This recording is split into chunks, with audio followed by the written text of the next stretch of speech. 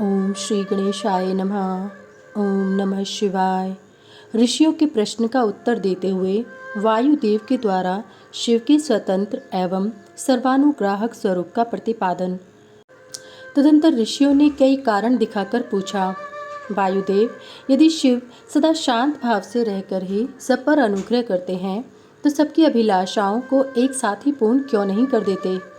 जो सब कुछ करने में समर्थ होगा वह सबको एक साथ ही बंधन मुक्त क्यों नहीं कर सकेगा? यदि कहे अनादि काल से चले आने वाले सबके विचित्र कर्म अलग अलग हैं, अतः सबको एक समान फल नहीं मिल सकता, तो यह ठीक नहीं है, क्योंकि कर्मों की विचित्रता भी यहाँ नियामक नहीं हो सकती। कारण कि वे कर्म भी ईश्वर के कराने से ही होते हैं। इस विषय में बहुत कहने से क्या लाभ? उपयुक्त रूप से विभिन्न युक्तियों द्वारा फैलाई गई नास्तिकता जिस प्रकार से शीघ्र ही निवृत्त हो जाए, वैसा उपदेश दीजिए। वायु देवता ने कहा, ब्राह्मणों, आप लोगों ने युक्तियों से प्रेरित होकर जो संशय उपस्थित किया है वह उचित ही है, क्योंकि किसी बात को जानने की इच्छा अथवा तत्व ज्ञान के लिए उठाया गया प्रश्न साधु बुद्धि वाले पुरुषों में नास्तिकता का उत्पादन नहीं कर सकता। मैं इस विषय में ऐसा प्रमाण प्रस्तुत करूंगा जो सत्पुरुषों के मोह को दूर करने वाला है। असत्पुरुषों का जो अन्यथा भाव होता है उसमें प्रभु शिव की कृपा का अभाव ही कारण है। परिपूर्ण परमात्मा शिव के परम अनुग्रह के बिना कुछ भी कर्तव्य नहीं है, ऐसा निश्चय किया गया है। परानुग्रह कर्म में स्वभाव ही पर्याप्त पूर्णतः समर्थ है, अन्यथा निस्वभाव पुरुष किसी पर भी अनुग्रह नहीं कर सकता। पशु और पाश रूप सारा जगत ही पर कहा गया है, वह अनुग्रह का पात्र है। पर को अनुग्रहित करने के लिए पति की आज्ञा का समन्वय आवश्यक है। पति आज्ञा देने वाला है, वही सदा सब पर अनुग्रह करता है। उस अनुग्रह के लिए ही आज्ञा रूप अर्थ को स्वीकार करने पर शिव परतंत्र कैसे कहे जा सकते हैं? अनुग्राहक की अपेक्षा न रखकर कोई भी अनुग्रह सिद्ध नहीं हो सकता। अतः स्वातंत्र्य शब्द के अर्थ की अपेक्षा न रखना ही अनुग्रह का लक्षण है। जो अनुग्राह्य है वह परतंत्र माना जाता है, क्योंकि पति के अनुग्रह के बिना उसे भोग और मोक्ष की प्राप्ति नहीं होती। जो मृत्यु आत्मा है वे भी अनुग्रह के पात्र हैं, क्योंकि उनसे भी शिव की आज्ञा की निवृत्ति नहीं होती। वे भी शिव की आज्ञा से बाहर नहीं हैं। यहाँ कोई ऐसी वस्तु नहीं है जो शिव की आज्ञा के अधीन न हो। सकल सगुण या साकार होने पर भी जिसके द्वारा हमें निष्कल निर्गुण या निराकार शिव की प्राप्ति होती है, उसे मूर्ति या लिंग के रूप में साक्षात शिव ही विराज रहे हैं। वह शिव की मूर्ति है, यह बात तो उपचार से कही जाती है। जो साक्षात निष्कल तथा परम कल्याण स्वरूप शिव हैं, वे किसी के द्वारा भी साकार अनुभाव से उपलक्षित नहीं होते, ऐसी बात नहीं है। यहाँ प्रमाण गम्य होना उनके स्वभाव का उत्पादक नहीं है। प्रमाण तथा प्रतीक मात्र से अपेक्षा बुद्धि का उदय नहीं होता। वे परम तत्व के उपलक्षण मात्र हैं, इसके सिवा उनका कोई और अभिप्राय नहीं है।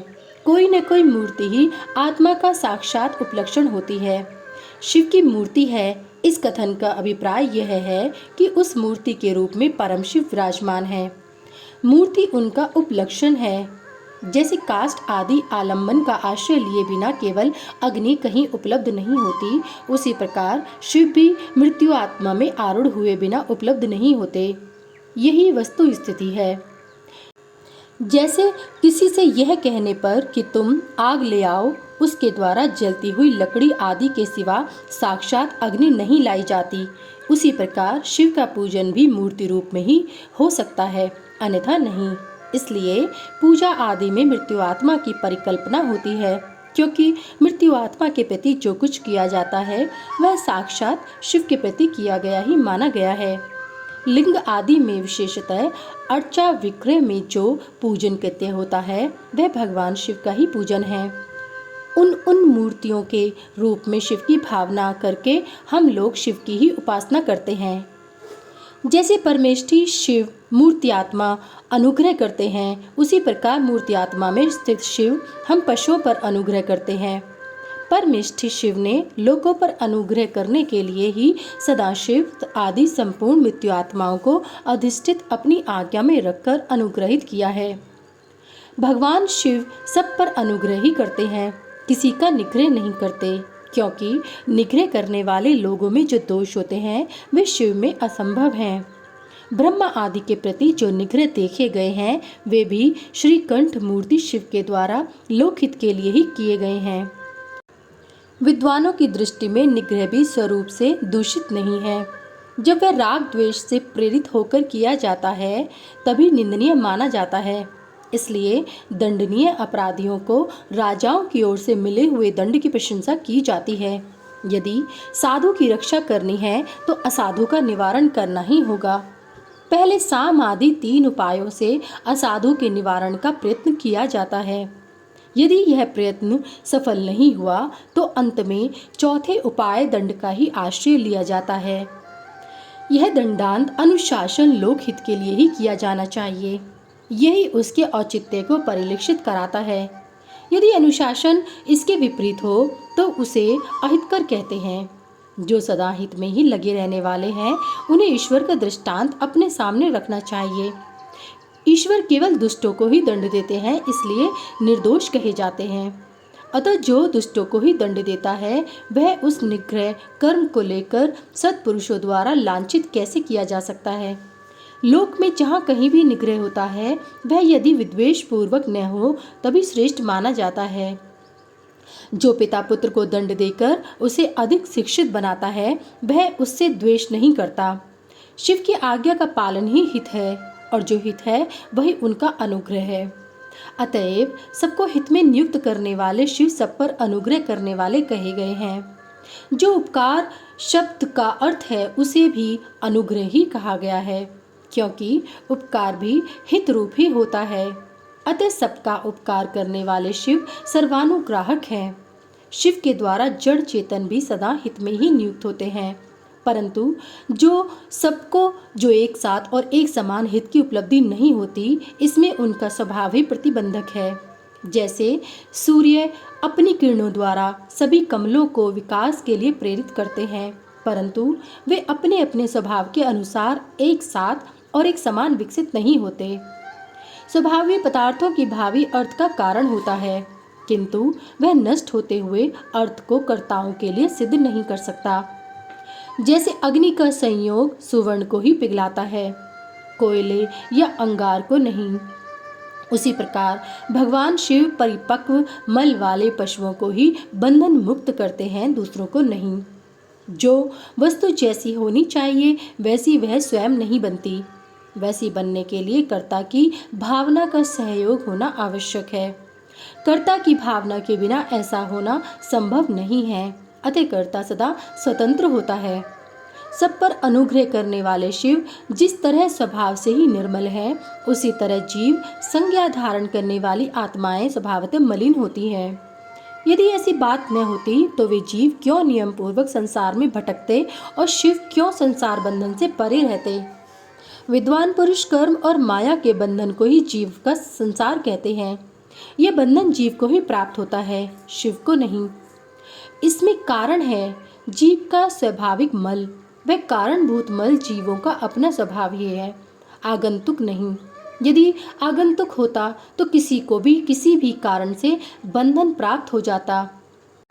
जो यह हेतु है वह एक है, क्योंकि सब जीवों का स्वभाव एक सा है। यद्यपि सब में एक सा आत्म भाव है, तो भी मल के परिपाक और अपरिपाक के कारण कुछ जीव बद्ध हैं और कुछ बंधन से मुक्त हैं। बद्ध जीवों में भी कुछ लोग लय और भोग के अधिकार के अनुसार उत्कृष्ट और निकृष्ट होकर ज्ञान और ऐश्वर्य आदि की विषमता को प्राप्त होते हैं। अर्थात कुछ लोग अधिक ज्ञान और ऐश्वर्य से युक्त होते हैं तथा कुछ लोग कर्म। कोई मूर्त्यात्मा होते हैं, कोई साक्षात शिव के समीप विचरने वाले होते हैं। मृत्यु आत्मा में कोई तो शिव स्वरूप हो चाहो अधवाओं के ऊपर स्थित होते हैं, कोई अधवाओं के मध्य मार्ग में महेश्वर होकर रहते हैं और कोई निम्न भाग में रुद्र रूप में स्थित होते हैं। शिव के समीपवर्ती स्वरूप में भी माया से परे होने के कारण उत्कृष्ट, मध्यम और निकृष्ट के भेद से 3 श्रेणियां होती हैं। वहाँ निम्न स्थान में आत्मा की स्थिति है, मध्यम स्थान में अंतरात्मा की स्थिति है और जो सबसे उत्कृष्ट श्रेणी का स्थान है उसमें परमात्मा की स्थिति है। ये ही क्रमश ब्रह्मा, विष्णु और महेश्वर कहलाते हैं। कोई वसु जीव परमात्म पद का आश्रय लेने वाले होते हैं, कोई अंतरात्म पद पर और कोई आत्म पद पर प्रतिष्ठित होते हैं। भगवान शिव तो अनायास ही समस्त पशुओं को बंधन से मुक्त करने में समर्थ हैं, फिर वे उन्हें बंधन में डाले रखकर क्यों दुख देते हैं? यहाँ ऐसा विचार या संदेह नहीं करना चाहिए, क्योंकि सारा संसार दुख रूप ही है। ऐसा विचारवानों का निश्चित सिद्धांत है। जो स्वभावतः दुख में है वह दुख रहित कैसे हो सकता है? स्वभाव में उलटफेर नहीं हो सकता। वैद्य की दवा से रोग अरोग नहीं होता। वह रोग पीड़ित मनुष्य का अपनी दवा से सुखपूर्वक उद्धार कर देता है। इसी प्रकार जो स्वभावतः मलिन और स्वभाव से ही दुखी है, उन पशुओं को अपनी आज्ञा रूपी औषधि देकर शिव दुख से छुड़ा देते हैं। रोग होने में वैद्य कारण नहीं है, परंतु संसार की उत्पत्ति में शिव कारण है। अतः रोग और वैद्य के दृष्टांत से शिव और संसार के दृष्टांत में समानता नहीं है, इसलिए इसके द्वारा शिव पर दोषारोपण नहीं किया जा सकता। जब दुख स्वभाव सिद्ध है तब शिव उसके कारण कैसे हो सकते हैं? जीवों में जो स्वाभाविक मल है वही उन्हें संसार के चक्र में डालता है। संसार का कारणभूत जो मल अचेतन माया आदि है वह शिव का सानिध्य प्राप्त किए बिना स्वयं चेष्टाशील नहीं हो सकता। जैसे चुंबक मणि लोहे का सानिध्य पाकर ही उपकारक होता है, लोहे को खींचता है, उसी प्रकार शिव भी जड़ माया आदि का सानिध्य पाकर ही उसके उपकारक होते हैं, उसे सचेष्ट बनाते हैं। उनके विद्यमान सानिध्य को अकारण हटाया नहीं जा सकता।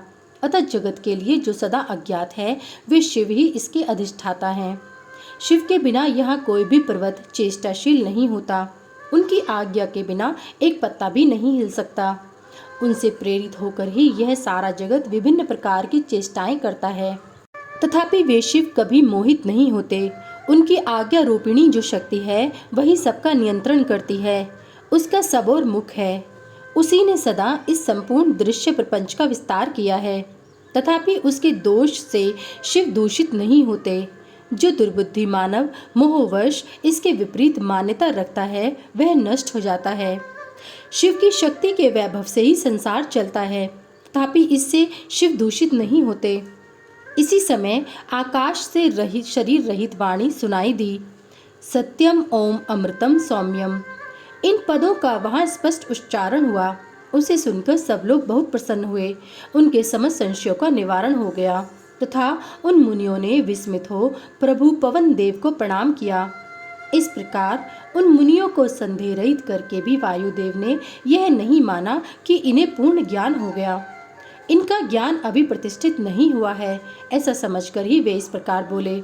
वायु देवता ने कहा, मुनियों, परोक्ष और अपरोक्ष के भेद से ज्ञान दो प्रकार का माना गया है। परोक्ष ज्ञान को अस्थिर कहा जाता है और अपरोक्ष ज्ञान को सुस्थिर। युक्तिपूर्ण उपदेश से जो ज्ञान होता है उसे विद्वान पुरुष परोक्ष कहते हैं। वही श्रेष्ठ अनुष्ठान से अपरोक्ष हो जाएगा। अपरोक्ष ज्ञान के बिना मोक्ष नहीं होता। ऐसा निश्चय करके तुम लोग आलस्य रहित हो श्रेष्ठ अनुष्ठान की सिद्धि के लिए प्रयत्न करो। अध्याय 32 समाप्त। सभी वेद और पुराण सुनने के लिए हमारे इस चैनल को सब्सक्राइब करें और सभी वीडियो को लाइक करें। अगर मुझसे पढ़ने में कोई त्रुटि हो गई हो तो कृपया मुझे क्षमा करें और कमेंट में हर हर महादेव लिखना ना भूलें। भगवान भोलेनाथ की कृपा आप सब पर सदैव बनी रहे। हर हर महादेव। जय भोलेनाथ।